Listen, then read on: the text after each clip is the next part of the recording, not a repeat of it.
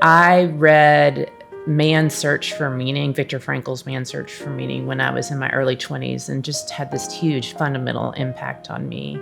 And from that grew this belief that you could find meaning no matter where you reside. And that included, Auschwitz and even prison. And so I wanted to help people do that. And I wanted to help people, I'd want to self-actualize and become all that they could be. And they were in environments where that wasn't possible. And so that became my goal. You need to decide, do you want to be a check writer, or do you want, which there's nothing wrong. I mean, nonprofits need money to do their programming. Or do you want to be doing really tangible work on the ground?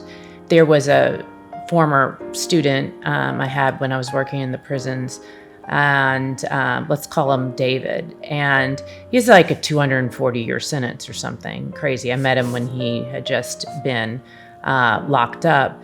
And he has his degree now, and he has started a mentorship program in the prison. And I mean, there's 2,400 people at the Turney Center Industrial Complex. So it's its own community there. And so he is mentoring the young men that are there. And so even from prison, you can change the world. It's important for people to know the Universal Declaration of Human Rights, because it codifies the way that we should treat people, and the inalienable human rights that we're all born with.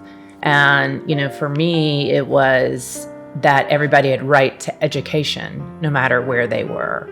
But also it legitimizes, it's a legal document, really, that lays out the guidelines for how human beings should be treated. And I can't remember the specific articles, but one, for example, is about slavery. And in the prisons, it's essentially slave labor. Those that are incarcerated make 19 cents an hour. I mean, that's slave labor. So it points out those things that, if you look at the Declaration, that's not in alignment. And you can use that document to say, hey, this is not what's agreed upon. And it can help, inform actions.